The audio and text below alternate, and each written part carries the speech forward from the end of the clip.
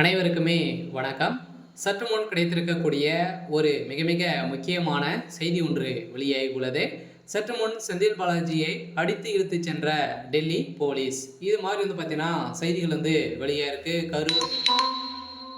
கரூர் சம்பவத்தின் அடிப்படையில இப்ப செந்தில் பாலாஜி அவர்கள் பார்த்தீங்கன்னா, இதுல முக்கிய பங்கு சுச தமிழக வெற்றி கழகத்துல பார்த்தீங்கன்னா, ஒரு மிகப்பெரிய கலவரங்கள ஏற்படுத்தியிருக்காரு அப்படின்றத இப்ப தகுந்த ஆதாரத்தோட பார்த்தீங்கன்னா, சிபிஐ விசாரணை தெரிய வந்திருக்கு. இந்த விசாரணை அடிப்படையில இப்ப செந்தில் பாலாஜி அவர்கள் பார்த்தீங்கன்னா, இப்ப டெல்லி போலீஸ் அடித்து இழுத்துச் சென்றதாக இன்று காலை பரபரப்பை ஏற்படுத்தியிருக்கு.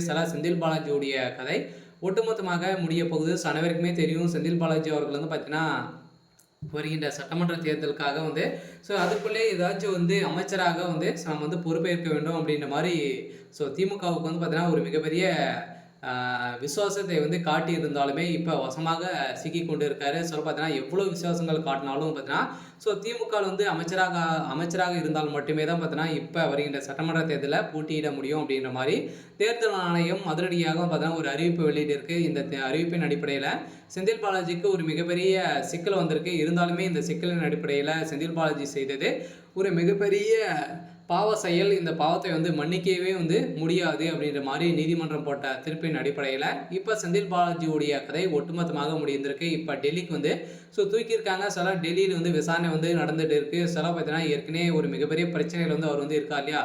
ஃபர்ஸ்ட்ல பார்த்தீங்கன்னா ஒரு மிகப்பெரிய டாஸ்மாக் நிறுவனத்தில் நடந்த சம்பவத்தின் அடிப்படையிலும் இப்போ செந்தில் பாலாஜி அவர்கள் இல்லாத அமைச்சராக இருக்காரு.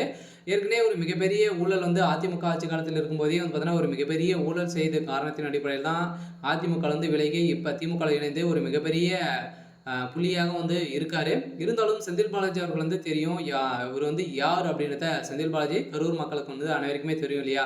சில கரூர் மக்களவே பார்த்தீங்கன்னா இவர் மிரட்டி வச்சிருக்காரு அப்படின்ற ஒரு பெண் பார்த்தீங்கன்னா ப்ரெஸ் மீட்டில் கொடுத்த சம்பவம் அங்கு பரபரப்பை ஏற்படுத்தியிருக்கு. இந்த சம்பவத்தின் அடிப்படையில் செந்தில் பாலாஜி அவர்கள் பார்த்தீங்கன்னா சிபிஐ விசாரணை உட்படுத்தியிருக்காங்க. இந்த விசாரணையின் அடிப்படையில் உடனடியாக செந்தில் பாலாஜி அவர்கள் தான் பார்த்தீங்கன்னா கரூரில் கூலிப்படையை இறக்கி இது மாதிரி செஞ்சுருக்காங்க. இது அனைத்துமே திமுக அனைத்து கூட்டணி செய்து ஒரு மிகப்பெரிய நாடகம் ஆடியிருக்காங்க.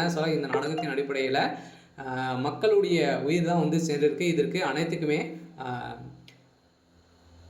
தமிழக வெற்றி கழகத்துடைய தலைவர் விஜய் அவர்கள் தான் பொறுப்பேற்க வேண்டும் அப்படின்ற மாதிரி பார்த்தீங்கன்னா திமுக சேர்ந்த நிர்வாகிகளும் அனைவருமே பார்த்தீங்கன்னா குற்றச்சாட்டுகள் வைத்திருக்காங்க. அதில் இப்போ நீதிமன்றம் வழங்கிய தீர்ப்பின் அடிப்படையில் இப்போ செந்தில் பாலாஜி அவர்கள் செய்தது நிரூபணமாயிருக்கு. இப்போ அதிரடியாக செந்தில் பாலாஜி அவர்கள் டெல்லிக்கு தூக்கியிருக்காங்க. மீண்டும் அவர் ஒரு 1.5 வருட காலமாகவே புலச்சிறை இருந்தார். மீண்டும் திகார் சிறையில் அடைக்கப்பட்டிருக்காரு. சரி, ஓகே. இன்னைக்கான அப்டேட் இதுதான். மறக்காமல் நம்மளுடைய சேனலை சப்ஸ்கிரைப் பண்ணி சப்போர்ட் பண்ணுங்கள். தேங்க்யூ.